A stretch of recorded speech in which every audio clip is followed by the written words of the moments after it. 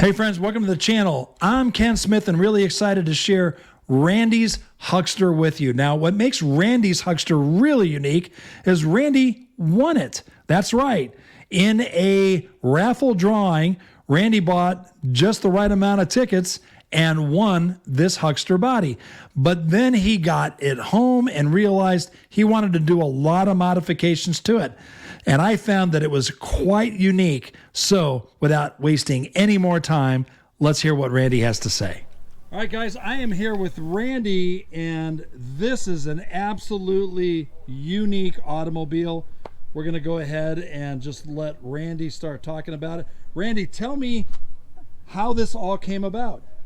Well, my wife and I were at a bark show up in French Lick, and they had this raffle going for a Huckster Body. Okay. So, as you can see on the little front here, right, I bought 15 tickets for $50, and end of story, I won it. My option was to take the body that they had from a guy that had made this as a volunteer, okay, or $4,000. Okay. Well, I was kind of stupid, and I took the body.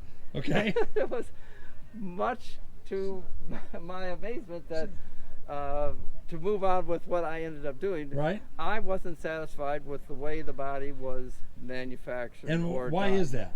Because I am a fairly accomplished woodworker. Okay, makes sense. This body was not made up to what I normally would make a woodworking project. Okay. So I redid pretty much all of the wood and the doors and this and that panels, as well as the seat and everything else. Okay. On the car. So I noticed that there's a lot of gold trim on here. Tell me a little bit about that, because that's pretty cool. It's definitely different. Yes, these are all solid brass headlights. Okay. Early in the Ford production of the Model A, Henry used brass for their headlights. Okay. And I didn't know this, but I needed headlights because that didn't come with the winning number. Okay. So I got on eBay, and lo and behold, I found somebody selling these headlights for no rust, good shape, no dents. So I bought them at a very reasonable price. Okay. Like $60 for both of them with the rims. Oh, wow. So I get them home, and they're very tarnished looking, and finally I get around to where I've got everything painted, and I'm ready to put the headlights on there.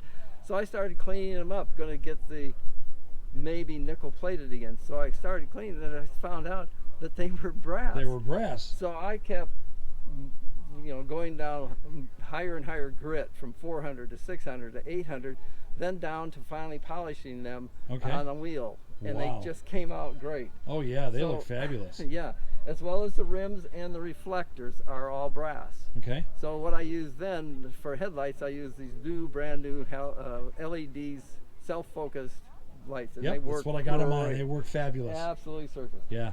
So then, to carry on with the brass, Okay. I realized original gas caps, original gas caps and radiator caps are also solid brass. Oh my goodness. So I got rid of all of the nickel plating on that and did that as well. Okay. So I mean, that is just fabulous. And then to carry that even further, Okay.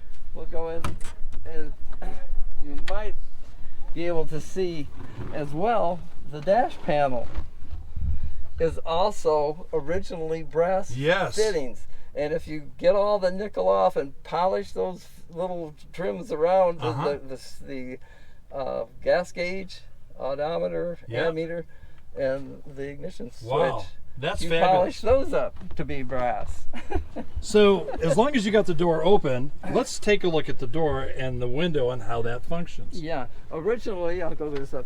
Originally, it was you're supposed to put those sheets of plastic and canvas, etc., with the little twisties and all that. Well, I didn't like that. Okay. So I came up with this mechanism that goes up and down, and this is plexiglass. Okay. So now I can have the windows all the way down, or I can set them up in different spots where I want with little notches, or all the way up, and I can now close it and lock it. Okay, and you got window felt in there just like you would a modern window. Exactly. That came from the the auto parts suppliers to go match all of that. Okay. So that worked well. And also, oh, that goes down. But I haven't showed you that. I put little locks on here. Okay. Okay. Yep. Keep honest people honest. So as far as the rest of it was all open on our trip that we took one time. Okay. And it was about 200 miles. Right. And also, let's go back to the seat here. Sure. Because this seat was not originally like this. Okay. The seat was a bench seat that went straight up and down and straight across with about 2 inches of foam. Okay. Sounds very comfortable. After our 200-mile trip, right, we could hardly walk. Yeah. So I also have a coupe, 30 coupe. Okay. So I took those cushions out and I kind of fitted them in there, and I said, well, that looks pretty nice. So I went and got new springs for both the back and the seat, and plus the cushion, new material from a supplier, upholstery supplier. Right. And adjusted the seat and all to go back, plus the angles and this and that. Sure. So it is as comfortable or more so than our coupe. Right. Because it wow. fits my distance. As far as the Huckster that was shown, as you see, was all open. Right. Also, so you did all of this right here, is that correct? So okay. originally, like from here and all this was all open. Okay. And that trip said, we got to do something. If we go overnight or bad weather, this and that, all our stuff is not going to be very good. Right. So I originally planned to make it like a super cab where you came back, and so I made this little section. All right. And I was going to put a panel across there to close it off so it would be nice and comfy on the side. And then it was going to have those roll down curtains on the side. Sure. Well, my daughter and my wife were there, and she said, you really want those curtains? I said, no, I really don't like those curtains. She says, well, why don't you enclose the whole thing? So I got onto my thinking brain here. Right. And I came up with these two sections, and then hinged it so that we can access all our stuff from both sides, and it works very nice. So this is like what you call a piano hinge, right? This is a piano hinge. Okay. Oh, and also I'm a member of the Smoky Mountain Model A. There we go. So we're not too far from each other. Knoxville, Tennessee. So that's. I'm a member of the East Model T or East Tennessee Model A Restorers Club. So right there, yeah. So another thing on the back again, there was this roll down curtain that wasn't fitted well, and I didn't like that. Okay. So I came up with this little panel. I know these are not original Model A's. Yeah, back then. well, we could get them brass plated, right? Yeah, no, that looks way cool. It's got the tailgate. Right. So that's handy. Okay. For now and then. Another big problem that the person who made the original Huckster was, he made it too wide to handle the fenders. Right. So the solution was cut 1.5 inches out of the fenders so that they would line up with the running boards and fit to the side. Okay. Well, that was about $600 a fender, or being a woodworker, I could cut a hole in there and make a wheel well. Okay. That's what I did. Yeah. And that came out real nice. I'll try and move some stuff around here. Okay. So you can see that wheel well.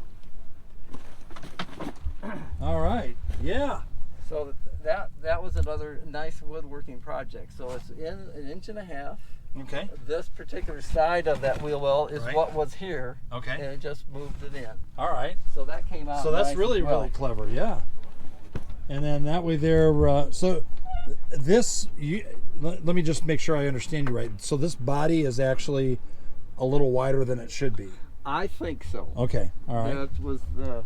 That's what I found. Okay. So, and this was a project that took me a while because I probably measured 50 times creating this arc and making sure that everything was lined up, because it was a one-shot deal. Right. I said, for this to fit in and be correct, to line up with the running boards and all, it's got to be right. So I measured, remeasured, and all that. So, yeah, that came out really well. And then, like I said, I have these little latches, locks. Right.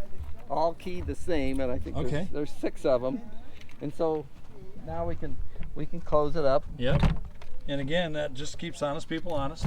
And it keeps things like the doors opening when you're going. Yeah, that's a good point too, right? 80 Instead of miles down bungee the road. cords. Yeah. Yeah. Yeah, no, that's really clever. Stop some of the rattles. Right. And lo and behold, it does have some rattles. Oh, I'm sure it does. That's about all of it. This, Okay. This was the this license plate frame I made, and in here are little LEDs.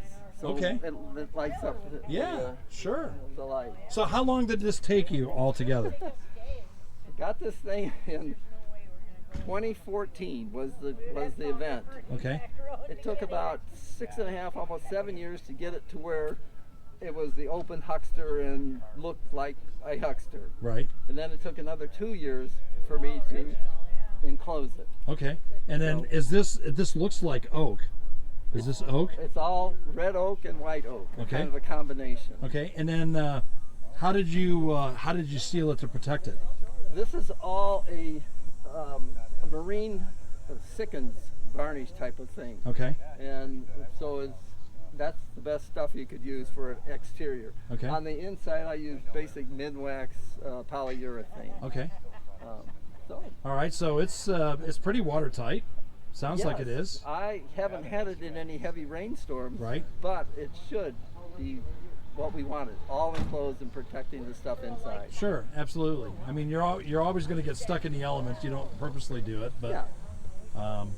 See, some of the things, the points that I did real extensively so that you wouldn't really notice was to take extensive, like this is a hole that you plug, and if you use the right wood and do it good, you can hardly see those repairs. Okay. And this hole that you're referring to is probably to join this piece of wood to this piece of wood. Correct. Yeah. And some other things here, this is another point of that you can see if you look close enough. You're not supposed to point out your mistakes, but this is a correction. When the person who made this door originally, he had these metal corners right here. Right. And the joints weren't really up to woodworkers' standards. Right. So I got rid of that, took all the doors apart. This used to be a solid piece of plywood. Okay. And I got rid of that and made quarter panels, and this is all solid wood, Okay. not plywood. But here's a repair I did on those 4 holes that were holding that metal piece in. Yeah. And it's just a nicer way of doing it. Sure. So- I think it looks nice with the wood and not the extra metal brackets. And unless you look really close, you can't see most of those. If you do it, like here, this one, these you can hardly see, but because the grain. Sure. And if you use the same wood that you cut the plug out of the same wood that the door was made. Yeah. You're nice. Yeah. So that's about it. Looks absolutely wonderful. So what's the longest trip you've ever taken with it? The longest trip so far is about 400 miles. Wow. One overnight, 200 miles down and around, up and down. We did that down in Georgia just recently. And that was up hills, down hills, round corners, and this and that. Okay. And then back home. So that was about 408 miles. Wow, nice drive. So how much do you think it weighs? I think this probably weighs close to over 3,000 pounds. Okay. The coupe is about 2,500. Okay. So I think this is probably another 500 or so. Okay. More than that. All right. Mine's Can't pushing tell. 2,800 pounds is what the town sedan says it weighs. Yes. So it's really not very strenuous on the motor at all. It did quite well. It does have the high compression head on that, and that's about all I've done. Okay. Still, it's got the standard 3-speed. Yeah. All right. Haven't changed that over to an overdrive. Babbitts yet. or inserts? It's got inserts on the rod bearings and Pabbit on the main. Okay. And I heard a yet in there. You're thinking about putting in the Mitchell? We have a Mitchell in the coupe, and it is very nice. Yeah, I'm sure it makes a huge difference. So, let's see if I can come up with anything else. No, that's about it, Ken. Okay. We've covered just about all of it. This is also, I mentioned, this used to be a Hydem strip where you spread the material, put your tacks in, and I didn't like that at all. So I made this to cover up all of the staples and the little nails and all that stuff. Yeah, no, it looks great. So the roof, it looks like, I kind of took a peek on the inside, but it looks like there's slats. Yes, slats. There's a layer of padding in there over the slats and this cotton batten. Yeah, just and this the previous guy who did this did a very good job on that. I did not really do any new material or much. I just went over, and I think he had tacked it a little bit here, not as much as I had wanted. So I went along with the stable gun, just bing, bing, bing, bing, bing, bing, bing, and really put it in there. So sure, and no leaks. Not yet. Yeah, hey, that's the winner chicken dinner. Well, thank you so much. I really appreciate your time and just telling me the story and whatnot. And I know our viewers will really love it. So not a problem. Thanks. You.